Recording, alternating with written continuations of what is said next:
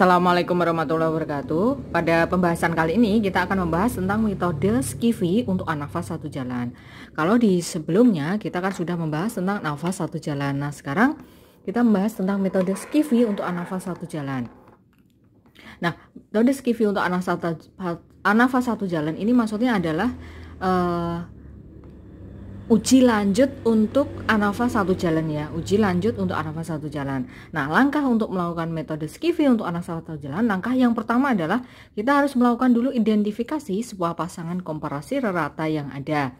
Jadi jika terdapat K perlakuan, maka akan ada X dikurang 1/2 pasangan rata. Kemudian langkah yang berikutnya adalah kita harus merumuskan hipotesis 0 yang bersesuaian.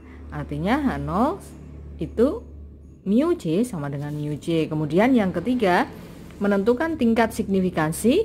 Yang keempat adalah statistik uji yang ditetapkan adalah ini ya, XI bar dikurang dengan XI bar J dikuadratkan per RKG dikali dengan 1/NI plus 1/NJ gitu ya. Jadi FIJ nya adalah nilai F hitung pada perbandingan perlakuan ke I dan perlakuan ke J. Kemudian yang X bar nya adalah rata pada sampel I, yang XJ-nya adalah rata pada sampel J, RKG itu rata kuadrat galat, dan seterusnya. Nah, kemudian kita coba, kemudian yang kelima adalah menentukan daerah kritis. Menentukan daerah kritis di mana F itu lebih dari K-1, F alfa, K-1, N-K. Kemudian langkah selanjutnya adalah menentukan keputusan uji. Yang selanjutnya adalah kesimpulan. Nah, sekarang kita masuk ke contoh. Contohnya ini sama persis seperti pembahasan sebelumnya, yaitu mengenai anafas satu jalan, di mana contohnya adalah seorang peneliti ingin membandingkan secara bersamaan efektivitas 3 metode pembelajaran, yaitu metode A, B, dan C. Kemudian dari data sampel yang diambil secara random, di sini ada yaitu metode A kita ambil 4 ya, metode B kita ambil 6, metode C kita ambil 5. Jadi di sini adalah data nilainya. Nah, pertanyaannya adalah yang pertama, bagaimana kesimpulan penelitian tersebut? Yang kedua adalah apakah terdapat perbedaan keefektifan antara model metode A, B, dan C? Yang ketiga, manakah yang lebih baik antara metode A, B, atau C? Nah, yang ke A ini kemarin kan sudah kita bahas di anafas satu jalan.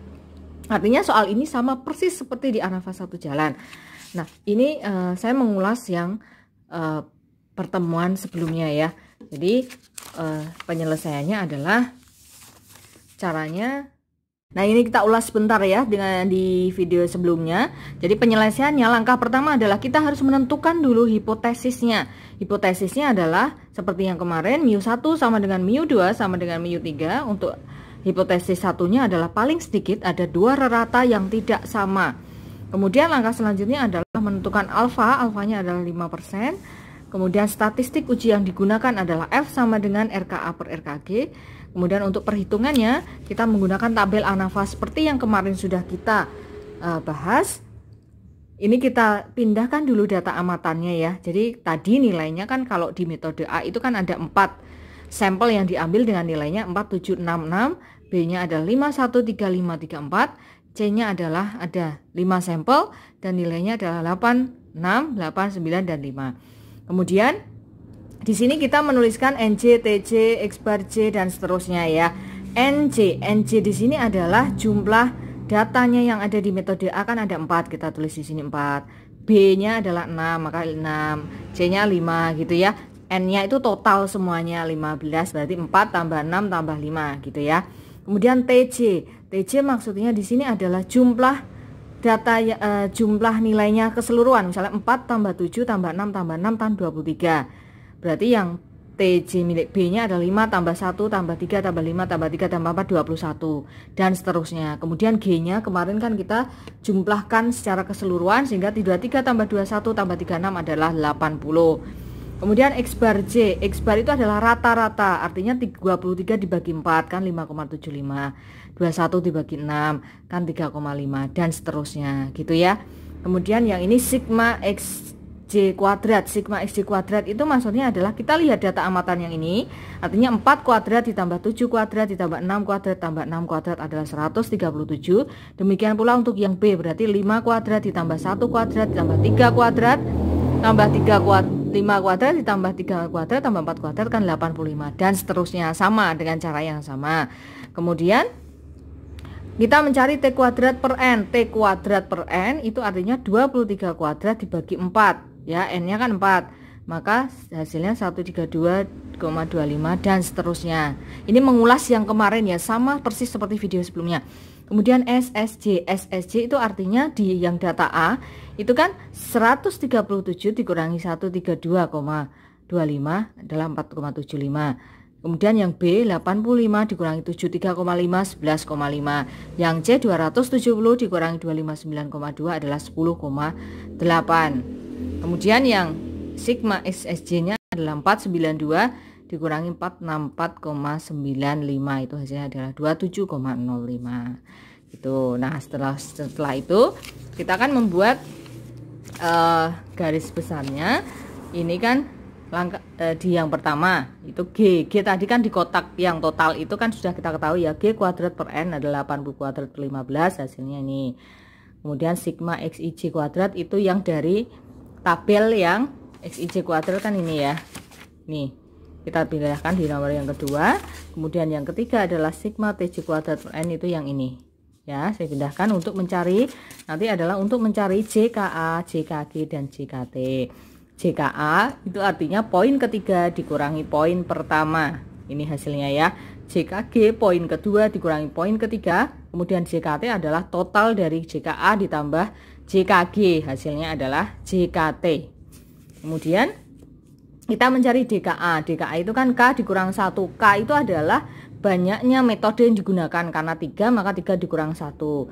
Kemudian DKG, DKG itu N dikurang K. N-nya itu adalah jumlah keseluruhan datanya. Tadi kan ada 15. 15 artinya data pada metode A itu kan 4, data pada metode B 6, C 5. Berarti kan 15 dikurang dengan K, banyak metode kan 3, berarti 15 dikurangi 3 adalah 12.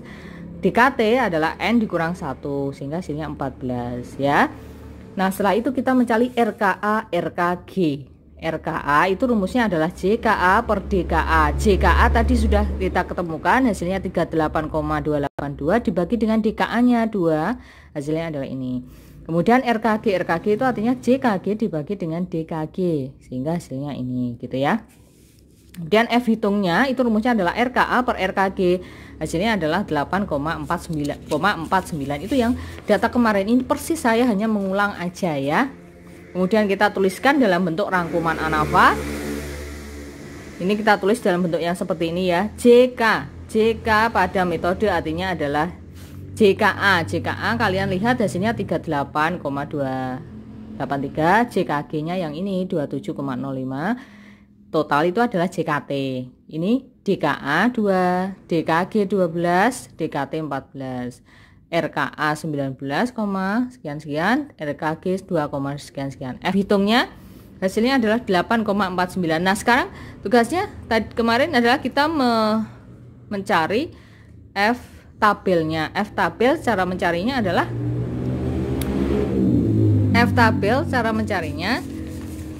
kalian lihat pada tabel ya. Kalian lihat pada tabel, artinya adalah tabel F.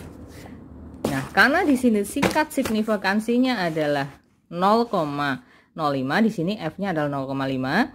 Kemudian F-nya kan K-1 tadi rumusnya ya. K-1 artinya K-nya 3 dikurangi 1 kan 2. 2. Kemudian di sini 15 N min K, N besar dikurangi K, N besar 15 dikurangi K kan 3. 15 dikurangi 3 kan 12. Artinya kalian mencari tabel di sini yang 2. Yang ini yang 12, artinya 3,89. Kalau masih bingung kalian bisa lihat di video sebelumnya ya. Maka di sini F-nya adalah 3,89. Sehingga kalau di sini F tabelnya 3,89, kalian lihat F hitungnya adalah 8,49. Artinya dia di posisi yang berada di daerah kritis atau tidak. Daerah kritisnya kan ketika dia lebih dari 3,89. Ini daerah kritis ya. Nah, 8,49 itu kan berada di daerah yang diarsir. Artinya kalau daerah diarsir, dia berada di daerah kritis. Kalau berada di daerah kritis, artinya H0 ditolak.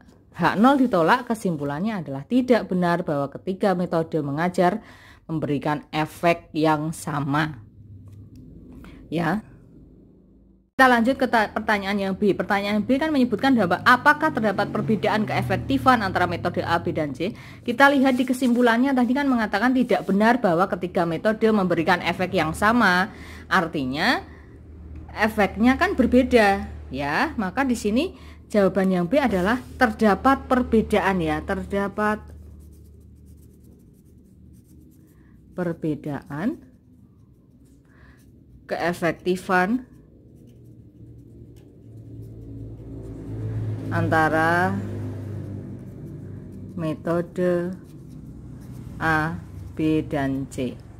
Gitu ya, artinya terdapat perbedaan keefektifan.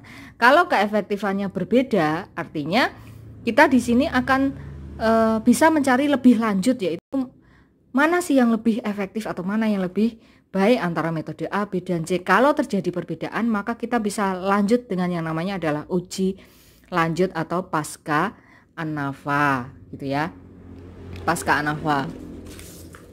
Nah, untuk mencari uji pasca ANAFA, maka langkahnya adalah seperti yang tadi tertulis, kita harus melakukan yang namanya adalah komparasi dan hipotesis terlebih dahulu. Komparasi dan hipotesis maksudnya di sini kan ada metode A, B, dan C. Artinya ada metode 1, metode 2, metode 3. Metode misalkan di sini metode A vs metode C, B gitu ya. Misalkan di sini A dengan B, yang ini B dengan C, mu A dengan mu C gitu sama ya. Maka di sini H0-nya adalah mu A sama dengan mu B sama dengan mu C, mu A sama dengan mu C. Gitu ya. Kalau yang ini H1-nya mu A-nya tidak sama dengan mu B, yang ini mu B tidak sama dengan mu C, tinggal dibalik aja ya, mu A tidak sama dengan mu C. Kalau di sini sama, di sini tidak sama, sama tidak sama kayak gitu ya. Kemudian alfa yang digunakan adalah 5%. Perhitungannya adalah, jadi kita membandingkan F1 dan F2 gitu ya. F1 F2 rumusnya adalah X bar 1 dikurang X bar 2 dikuadratkan per RKG dikali dengan 1/N1 plus 1/N2. Nah, selanjutnya kita melakukan perhitungan. Kita melakukan perhitungan terlebih dahulu, yaitu F12. Ini artinya adalah pembandingan antara metode 1 dengan metode A dengan metode B ya. Jadi kita melihat dari X bar 1 dikurang X bar 2, artinya rata-rata pada metode A dikurang dengan rata-rata pada metode B. Jadi kita lihat di tabel yang sudah sebelumnya kita buat ya, rata-rata pada metode A. Ini kan ini ya, metode A, B, C. Kita lihat rata-ratanya kan X barnya ini. Berarti rata-rata pada metode A itu kan berapa? 5,75 dikurangi dengan rata-rata pada metode B, 2 itu B ya. Ini hasilnya adalah 3,5. 3,5 kita kuadratkan per RKG. RKG tadi sudah kita lakukan perhitungan di sebelumnya. RKG-nya tadi kalian setelah melakukan perhitungan kan ini ya. Ini RKG-nya adalah JKG per DKG, hasilnya 2,254. Nah, kita tinggal pindahkan ke sini. 2,254 dikali dengan 1/N1. N1 itu adalah jumlah data pada metode A. Tadi kan sejumlah 4. Ada 4 sampel ditambah dengan data pada metode B 6 ya, 1/6. Nah, ini kita lakukan proses perhitungan. 5,75 dikurang 3,5 kan 2,25. Kita kuadratkan dibagi dengan 2,25 dikali dengan 2,254 ya, dikali dengan ini kita samakan penyebutnya kan jadi 24 per ini 6 plus 4 ya, sama dengan 2,25 dikuadratkan itu hasilnya 5,0625 dibagi dengan 2,254 dikali dengan 6 plus 4 per 24 itu kan hasilnya ini jadi ini gini, 2,254 dikali dengan 10/24 atau 5,0625 dibagi dengan 0,416, hasilnya adalah 12,169. Kalian bisa cari dengan menggunakan kalkulator. Nah, setelah itu, setelah kita mencari F12, langkah selanjutnya adalah kita mencari atau membandingkan antara metode B dengan metode C. Gantian ya, kalau ini adalah F12, itu metode A dengan B, selanjutnya adalah F23. F23 ini metode B dan C ya. Rumusnya masih sama, kita gunakan yang seperti tadi. Artinya ini. Rata-rata berarti kan gini, rata-rata 2, rata-rata B dikurang dengan rata-rata 3 dikuadratkan per RKG 1/N 2 plus 1/N 3 sama dengan ini berarti 3,5 itu kan tadi rata-rata yang kedua. Kalian bisa melihat di tabel yang sebelumnya. Tabel yang sebelumnya kan ini ya. Kalian lihat yang rata-rata di tabel B itu kan 3,5, maka dikurang dengan rata-rata pada metode C itu kan 7,2 per ini dikuadratkan per RKG nya masih sama tadi 2,254 dikali dengan data pada tabel kedua adalah 6 ditambah 1/5, sehingga di sini hasilnya 3,5 dikurang 7,2 itu kan negatif 3,7, kita kuadratkan per 2,254 dikali dengan 6 plus 5, kita samakan menyebutnya, maka di sini jadi per 30, sehingga di sini negatif 3,7 kuadrat itu adalah 13,69 per 2,254 dikali dengan 11/30, sehingga hasilnya adalah 13,69 dibagi dengan ini kita hitungkan hasilnya. Kalau kalian kalikan 24,794 dibagi 30 sama dengan ini, kalau dibagi kan dibalik ya, artinya 13,69 dikali dengan 30 per 24, sekian sehingga menjadi 16,564. Kalian bisa cari di kalkulator. Nah, selanjutnya kita mencari yang belum kita bandingkan adalah F yang sudah kita bandingkan tadi, F12, kemudian F23. Nah, selanjutnya itu adalah perbandingan antara F13 ya, yang belum ya, F13. Kita cari F13. F13 caranya sama. F13 caranya sama ya, maka di sini adalah X bar 1 dikurang X bar 3. Ini kita kuadratkan per sama RKG dikali dengan 1/N1 plus 1/N3. Nah, X bar 1 kalian lihat ya, patokannya lihat di tabel yang sudah dibuat sebelumnya. X bar 1 ini yang ini ya, 5,75 dikurang X bar 3 nya yang ini, rata-rata di metode C 7,2 dikuadratkan per RKG nya adalah 2,254 dikali dengan N1 nya tadi adalah 1/4 plus N3 nya 5 ya, sehingga di sini menjadi negatif 1,45 kuadrat per 2,254 dikali dengan 5 plus 4 per 20. Nah, di sini kita kuadratkan sehingga menjadi 2,1025 per 2,254 dikali dengan 0,45, sehingga hasilnya adalah 2,1025 dibagi dengan 1,0143, maka di sini hasilnya adalah 2,072. Ya, setelah itu langkah selanjutnya adalah kita menentukan daerah kritisnya. Nah, daerah kritis itu adalah F, di mana F-nya lebih dari K dikurang 1 ya. Di sini ada F alfa K-1, kemudian N dikurang K. Ini ya daerah kritisnya. Nah, sekarang F, di mana F lebih dari K-nya. K itu kan banyaknya metode kan ada 3 dikurang 1 dikali dengan F alfanya adalah 0,05 karena di soal diketahui 5%. K-nya tadi metodenya ada 3, maka 3 dikurang 1. N-nya adalah jumlah keseluruhan data di metode A, B, C, dan ABC adalah 15 dikurang K-nya 3 gitu ya metodenya.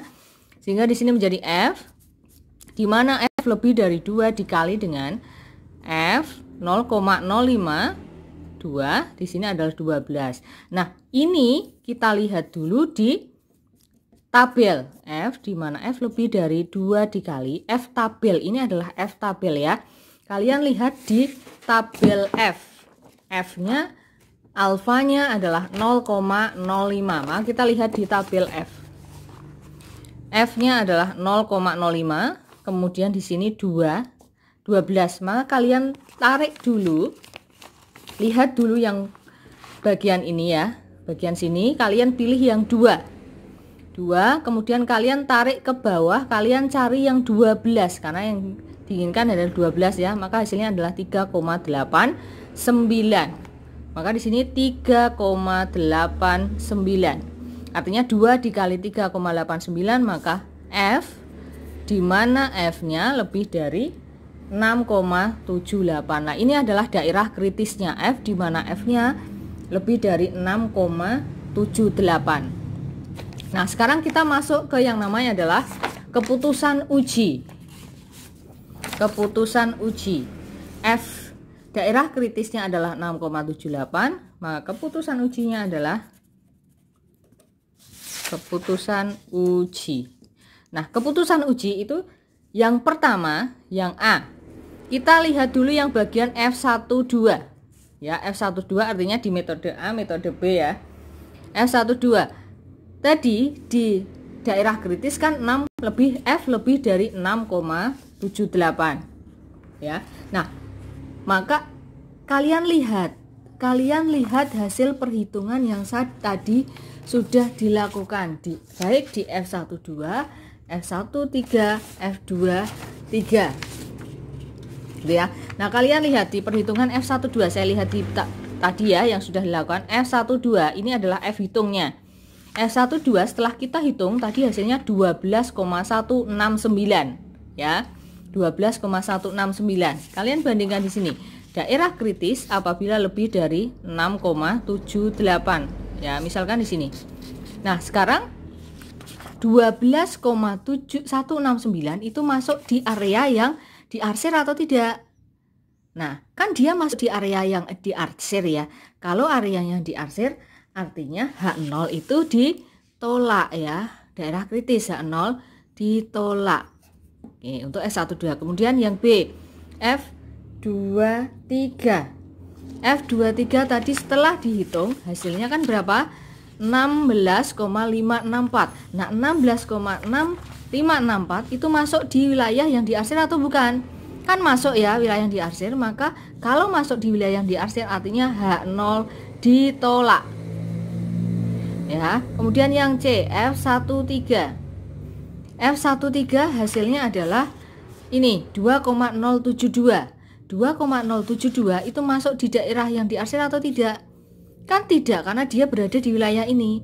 Maka artinya adalah H0 diterima. Ya. Nah, sekarang kita baru masuk ke kesimpulan. Nah, untuk kesimpulannya, kalian lihat antara metode 1, metode A dengan metode B, itu kan tadi H0 ditolak. Artinya kalau H0 ditolak, kesimpulannya adalah ada perbedaan efektivitas antara metode A dan metode B. Ada perbedaan, cuma dalam perbedaan itu, kalau ada perbedaan artinya ada yang lebih baik. Nah, untuk melihat mana yang lebih baik antara A dan B, itu kalian kembali ke melihat rata-ratanya antara A dan B ya. Karena di sini dari rata-ratanya itu ternyata lebih baik yang A, maka di sini kesimpulannya adalah metode A lebih baik daripada metode B gitu ya, terhadap prestasi belajar, terhadap prestasi belajar. Nah, sekarang kesimpulan yang B. Yang B itu kan antara metode 2, metode B dengan C. H0 ditolak. Arti dari H0 ditolak itu artinya adalah ada perbedaan. Ada perbedaan hasil antara metode B dan C. Nah, dari perbedaan itu, karena ada perbedaan kan kita bisa menentukan mana yang lebih baik. Itu melihat kembali rata-ratanya antara B dan C. Karena di sini B-nya 3,5 dan C-nya adalah 7,5, 2 rata-ratanya, maka kan lebih baik yang C ya. Di sini disimpulkan bahwa metode C lebih baik daripada metode B lebih baik daripada metode C lebih baik daripada metode B terhadap prestasi belajar. Yang C, kalian lihat H0 diterima. Artinya kalau H0 diterima itu kesimpulannya adalah sama baiknya ya, tidak terdapat perbedaan. Artinya kalau dia tidak ada bedanya artinya sama-sama baiknya. Antara metode A sama baiknya dengan metode C terhadap prestasi belajar. Gitu ya kesimpulannya.